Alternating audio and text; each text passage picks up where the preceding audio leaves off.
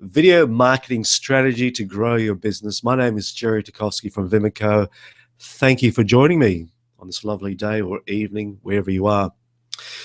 Today it's episode number 8, and we are looking at post-purchase rationalization or cognitive dissonance.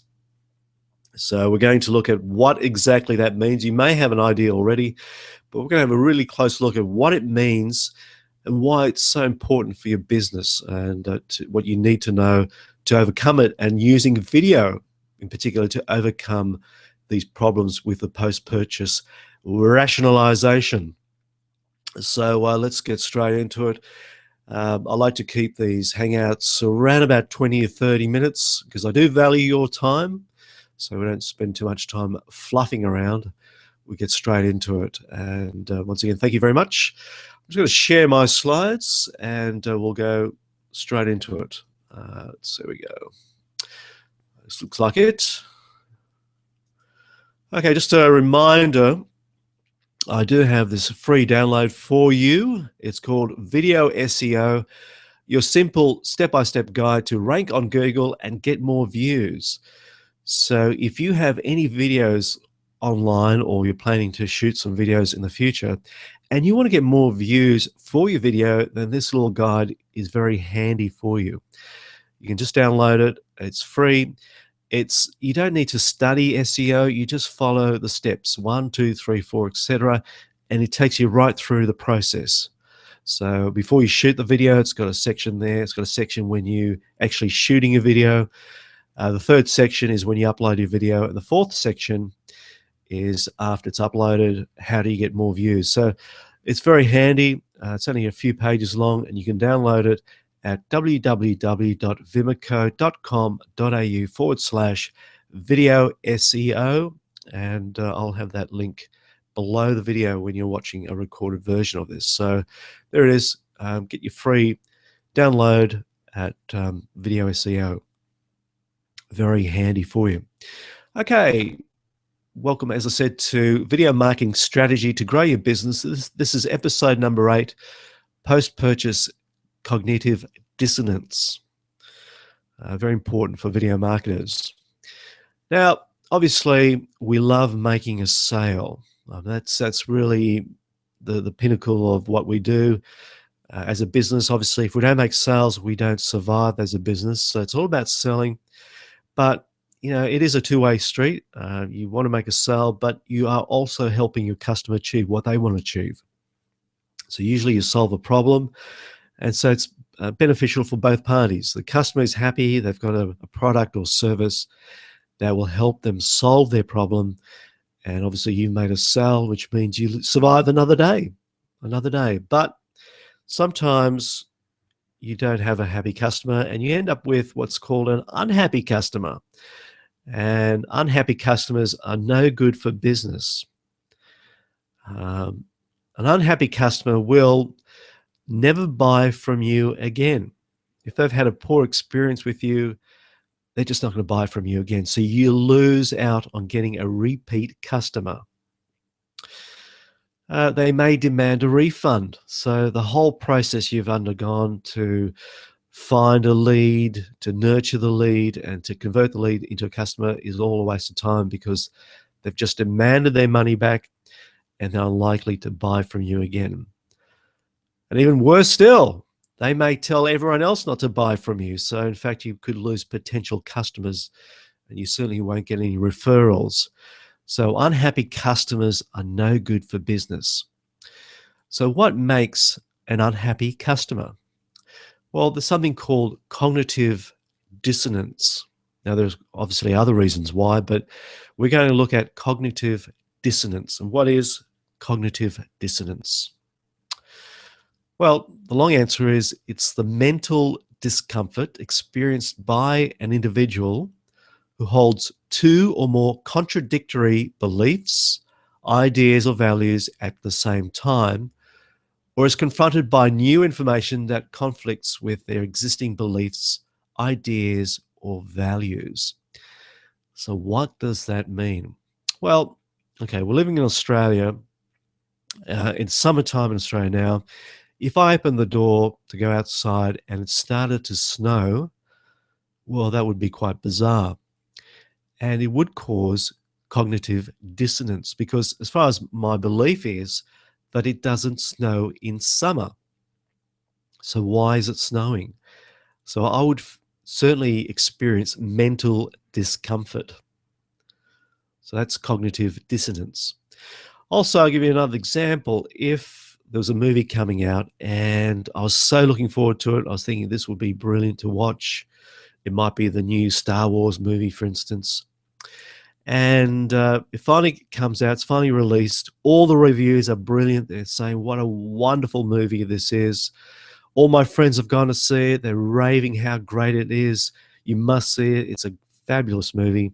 So finally, I go out and watch the movie and I think, wow, that's not what I expected. It's not as good as I thought it would be. Well, certainly then I would experience a bit of mental discomfort because everyone seems to like it, but I don't. There's a real conflict there. You know, what's right? It just doesn't make sense. I don't like it. Everyone else loves it. There is a problem, a conflict. So when dissonance is experienced, individuals are motivated to attempt to reduce this dissonance, as well as actively avoiding situations and information which are likely to increase it. So after watching this movie, which I don't really like, I may then decide not to talk about it to my friends, because if I mention I saw the film with my friends, they would all say what a wonderful movie it was, and I'm not thinking the same way. Also, I may avoid reviews that are praising the movie. In fact, what I might do is search for reviews that say what a bad movie it was, so that it reinforces my own personal beliefs, and in fact may make my cognitive dissonance less threatening. So basically, what we want is consistency in our mind. Cognitive dissonance theory is founded on the assumption that individuals seek consistency between their expectations and their reality. Our reality must match what we expect, or else we do suffer from cognitive dissonance. Now, because of this, people engage in a process called dissonance reduction to bring their cognitions and actions in line with one another. Now, this creation of uniformity allows for a lessening of psychological tension and distress. So, as I said, I would look for reviews of this movie by people who really don't like it and give bad reviews. And that would make me feel better, because then that would match up with my own view of the movie, and that develops consistency. So mine is always seeking for consistency. So how do we reduce dissonance? Well, we can change our behavior or cognition. For example, if we want to lose weight and all of a sudden we're eating this donut, I'm sure we've all been there, we've done that. We may just say to ourselves, I will not eat any more of this donut. So we're changing our behavior to match our beliefs that we shouldn't be eating donuts.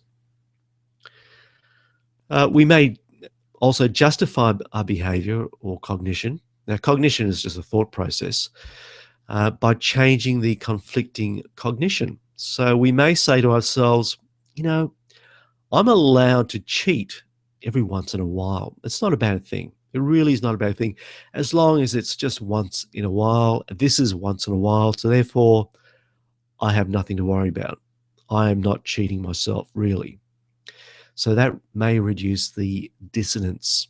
In other words, we are lying to ourselves, of course. We may also justify behavior of cognition by adding new cognitions. So we may say, well, look, if we are going to eat a donut, then we will spend an extra 30 minutes at the gym. So everything is okay. No need to worry. No need to have dissonance, because we are saying we are going to work off that donut by the extra work in the gym. Foolish us. We may also ignore or deny any information that conflicts with existing beliefs. Now, we may say, this donut is actually not very high in sugar. So therefore, we are allowed to eat this donut. It's not going to be a big problem for us. So yes, that's another way of lying to ourselves. But this is how we do it. This is how we do it, and we do it all the time.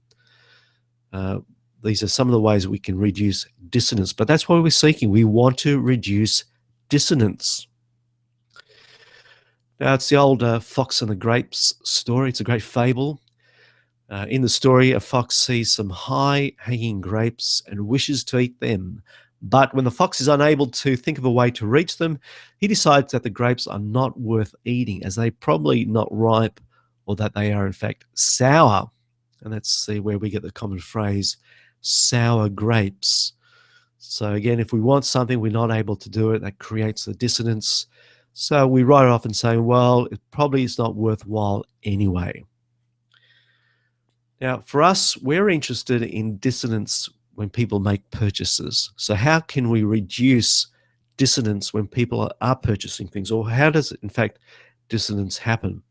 Well, it usually happens when the decision involved in the purchase must be important, such as involvement of a lot of money or psychological cost, and can be personally relevant to the consumer.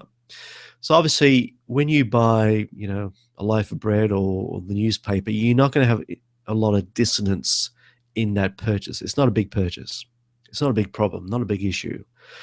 But when you're spending a lot of money in buying a car, buying a furniture, or you're buying that big, lovely TV set, it's a lot of money, a lot of investment, and it's going to be important to you. And that's where dissonance can take place.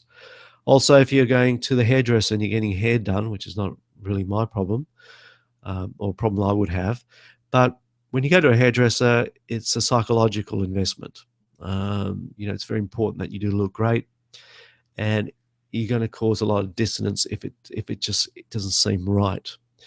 So this is where you must be very careful if you're involved selling high purchase products or products that people get really involved in. You've got to be careful of that. It can take place when the consumer has freedom in selecting among other choices. So sometimes giving too many choices to your customer can cause some problems. This is when you can take offer A, offer B, offer C, offer D, and they finally say, okay, I'll take offer D. And they think, oh, no, maybe I should have taken offer A or offer B. Too many decisions can allow for dissonance. So be careful about that. Maybe just offer an alternative, or maybe 3 maximum, but don't offer too many choices because it can cause a real problem. Now, the other decision involvement must be irreversible. So you can overcome that by offering a 30-day guarantee for your money back. And this will lessen the chances of dissonance. But certainly if they buy something and they're stuck with it, then that can cause some real problems. So let's look at post-purchase rationalization, which is a way of consumers overcoming their dissonance. So a cognitive bias whereby someone who has purchased an expensive product or service overlooks any faults or defects in order to justify their purchase. So going back to the large TV you purchased, you bring into your lounge room and you think, oh, I thought it'd be bigger than that. It looks too small in my lounge room. And you start feeling that dissonance. So to overcome that dissonance, you start thinking, well, I didn't really want a big TV anyway. I mean, they're too big. When they're too big, they take too much room. They take all the attention away from my lovely lounge room or whatever. It takes too long to clean it. It's too expensive to run. So they tend to rationalize all the reasons why you're better off with a smaller TV. Correct? We've been there, done that, yes? Brands should engage their customers with videos that influence their feelings about their purchase and future purchases. So we'll talk about that in a bit more detail in the next slide. But this is where you need to have videos, your after-sale videos, to come in and say, you know what, having a small TV is better than a large TV, or your TV is the exact perfect size for your room. So you can follow up with emails, with links to videos to reinforce the buyer's decision. That's the most important thing. Reinforce the buyer's decision. They made the correct decision in buying your product or service. So let's look at the after sales videos. You want to elicit feedback and comments. This is the time where you want people to complain. You want people to say what's wrong with the sale or what's wrong with the product or service straight away so you can overcome those problems. Don't, sometimes I remember I was talking to one business person and they were selling things and they knew that they weren't selling a great product and they refused to really to ask for comments or feedback because they knew people would complain. Now that's so wrong. I mean, you're not going to last for business very long doing that. You need to get comments straight away because then you can pick up any problems and resolve those problems straight away and be ready to produce videos that are going to resolve those problems for future purchases. Right? So be very aware. Ask for feedback. Ask for comments so you become aware of any problems.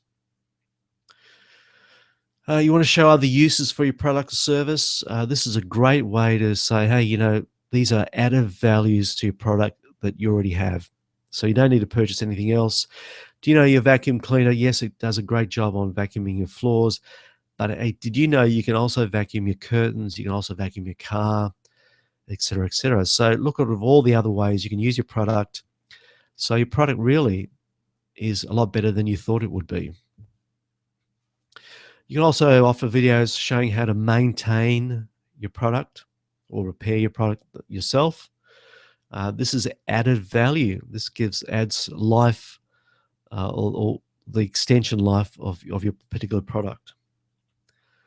Look, you can offer upgrades and add-ons. Again, add-ons increase the value of the product. Refill reminders. You can also encourage user-generated videos, which is fantastic for social proof. When you ask people to send their videos on how they use their product to your channel or as a reply to your video, that's fantastic because it can really generate a lot of hype, and it will really help people to overcome any dissonance because they're looking at all these other people who are enjoying your product and they may say, you know what, I thought my product or I thought this movie wasn't very good, but you know what, everyone loves it. And it made me rethink about it. And yeah, I do like it actually. It is a good movie. It is a good product. Maybe I was wrong the first time. Now I'm happy with it. Dissonance disappears. Okay, ask for testimonials, case studies, testimonials from consumers, easy to get. So ask if someone says, I love your product, say, look, do you mind putting a little video and letting me know? Or if you're dealing with a business, ask if you can do a case study on that business. I remember I was doing a course, and prior to doing the course, they were releasing all these people who have done the course prior and getting great results. All these people have done the course and getting 100% results, getting all these sales everywhere. And so when you do the course and you're thinking, geez, how am I going to get any sales? Rather than thinking, well, this course isn't any good, I want my money back, you're thinking, maybe it's just me because everyone else seems to be getting results. So it must be me. I need to work harder. The course is great. It's me. So using testimonials really puts tells people that this is a great product. It does work for people. Ask someone to refer a friend. I mean, when you make a positive statement about a product, again, with thinking consistency, if you make a public announcement that this product is great, then the consistency says you will believe it is a great product. It needs, again, we'll go back to the consistency in the mind. Make videos as a reward for your brand evangelists. So people who love your product say, look, here's a free video for you. It may be a video about advanced features, whatever it is, or tips on how to use a product. But this is for people who really love it. And when you identify someone as a brand evangelist, they love it. They think, yeah, this person recognizes me for liking the product or service, and that creates a stronger bond. So really think about those after-sale videos. Very important to be personal, not automated. It's very easy to send, well, it's probably too easy to send an automated message saying, thank you, we appreciate for your sale, blah, blah, blah, goodbye. It's just too easy nowadays. Once you make the message personal, okay, use automation to tell you when someone has purchased your product, but why not pick up your tools? Why not pick up your smartphone, record yourself saying, hi, this is Jerry here. Thank you very much for buying my product. I hope you enjoyed. Let me know if there's anything I can do for you. I'll catch up with you soon. Bye for now. And email that message to the person who purchased your product.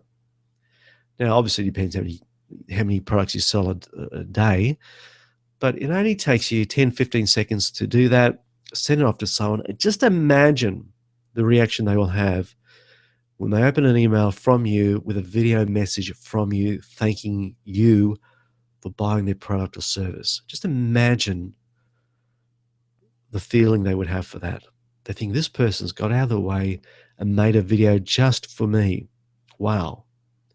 Of course they're going to love your product. Of course they're going to love your service.